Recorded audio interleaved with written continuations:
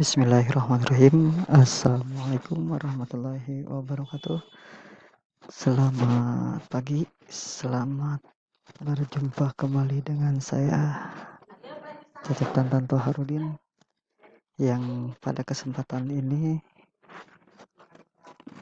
kita bertatap muka langsung online lewat aplikasi. Terima kasih kepada panitia yang telah memberikan kesempatan untuk saya berbagi ilmu, ya. Di sini saya akan membawakan tema tentang 4 cara mengembangkan anak untuk berpikir kreatif.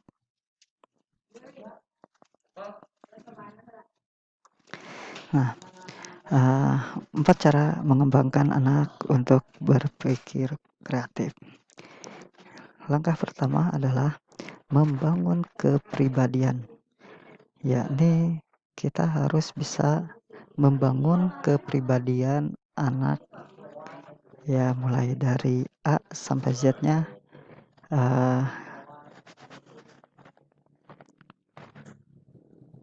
Kita harus peka terhadap perkembangan anak supaya anak dapat menjadi tumbuh dan berkembang dengan kepribadian yang baik, dengan kepribadian yang kita harapkan. Langkah yang kedua yaitu menumbuh kembangkan motivasi. Di sini kita harus memberikan motivasi yang positif terhadap anak. Berpikir kreatif dimulai dari suatu gagasan yang interaktif. Bagi anak-anak, dorongan dari luar diperlukan untuk memunculkan suatu gagasan. Dalam hal ini, pendidik banyak berperan. Kalau di sekolah itu dikatakanlah guru, tapi kalau di rumah itu orang tua. Yang namanya orang tua bisa ayah, ibu kandung, nenek, kakek, bibi, paman, kakak, dan lain sebagainya. Nah, itu lingkungan tersebut sangat mempengaruhi anak. Dengan penghargaan diri, komunikasi, dialog, dan kemampuan mendengarkan aktif, maka anak akan merasa dipercayai, dihargai, diperhatikan, dikasihi, didengarkan, dimengerti, didukung, dilibatkan, dan diterima segala kelemahan dan keterbatasannya. Dengan demikian, anak akan memiliki dorongan yang kuat untuk secara berani dan lancar mengemukakan gagasan-gagasannya. Selain itu, untuk memotivasi anak agar lebih berpikir kreatif, sudah seharusnya pendidik memberikan perhatian serius pada aktivitas yang tengah dilakukan oleh anak. Misalnya, dengan melakukan aktivitas bersama-sama mereka.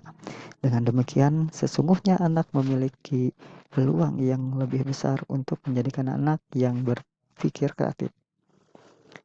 Tentunya, sebagai pendidik senantiasa berusaha untuk memperkenalkan anak dengan berbagai hal dan sesuatu yang baru untuk memenuhi aspek kognitif mereka. Tiada lain tujuannya adalah agar mereka lebih terdorong lagi untuk berpikir dan berbuat secara kreatif. Dalam memotivasi anak agar kreatif dilakukan dengan cara-cara yang menyenangkan dan tidak di bawah tekanan atau paksaan. Nah, ini ada langkah yang ketiga, yaitu mengendalikan proses pembentukan anak kreatif. Ada 3 tahapan yang perlu diperhatikan, 3 hal yang perlu diperhatikan dalam pembentukan anak kreatif. Yang pertama, persiapan waktu, tempat, fasilitas, dan bahan yang memadai. Waktu dapat berkisar antara 10-30 menit setiap hari, tergantung pada bentuk kreativitas apa yang dikehendak dan dikembangkan. Begitu pula dengan tempat, ada yang memerlukan tempat yang khusus dan ada pula yang dapat dilakukan di mana saja. Fasilitas tidak harus selalu canggih, bergantung pada sasaran apa yang hendak dicapai. Bahan pun tidak selalu baru, lebih sering justru menggunakan bahan-bahan sisa atau bekas. Hal yang berikutnya adalah mengatur kegiatan. Kegiatan diatur sedemikian rupa agar anak-anak dapat melakukan aktivitas secara individual maupun berkelompok. Kadang-kadang anak-anak melakukan aktivitas secara kompetitif, kadang-kadang juga secara kooperatif. Selain itu, pendidik menyediakan satu sudut khusus untuk anak dalam melakukan aktivitas sehingga anak fokus pada aktivitas yang diatur. Dan hal yang lainnya adalah memelihara iklim kreatif agar tetap terpelihara.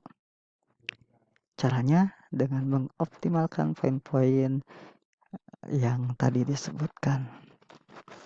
Dan langkah terakhir, langkah yang keempat yaitu mengevaluasi hasil dari berpikir kreatif. Ya, selama ini kita sering menilai kreativitas melalui hasil atau produk kreatif anak. Padahal sesungguhnya proses itu pada masa anak-anak lebih penting ketimbang hasilnya. Pentingnya penilaian kita terhadap proses berpikir kreatif bukan berarti kita tidak boleh menilai hasil berpikir kreatif itu sendiri. Penilaian tetap dilakukan, hanya saja ada satu hal yang harus kita perhatikan dalam menilai. Hendaknya kita menilai hasil kreatif anak tersebut dengan menggunakan perspektif anak, bukan perspektif kita sebagai orang dewasa. Kalau kita mendapat seorang anak berusia 7 tahun dan kemudian dapat menyebutkan menggambar mobil, apakah kita akan mengatakan, kalau cuma bisa baru menyebutkan begitu, saya juga bisa. Tentu saja, dalam mengevaluasi proses dan hasil berpikir kreatif harus open mind atau dengan pikiran terbuka. Setiap kali kita mengevaluasi hasil tersebut, kita harus memberikan dukungan, penguatan sekaligus pengarahan. Begitu juga sebaliknya, jauhi celaan dan hukuman agar anak kita tetap kreatif. Jadi intinya kita harus memberikan nilai kepada anak hasilnya. Kalau boleh dikatakan, misalkan ini hasil anak gambarnya ya biasa-biasa, tapi kita harus memberikan semangat.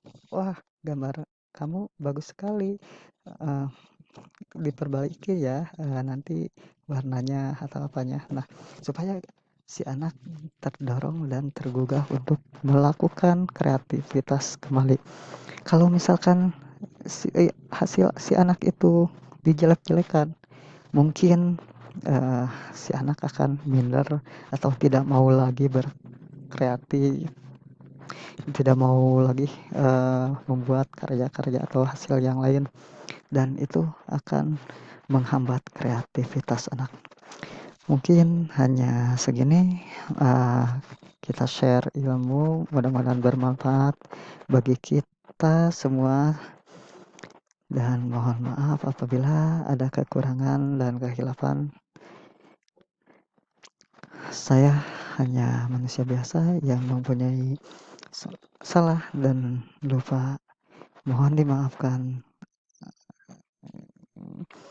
Akhirul kalam, wabillahi taufiq wal hidayah. Wassalamualaikum warahmatullahi wabarakatuh.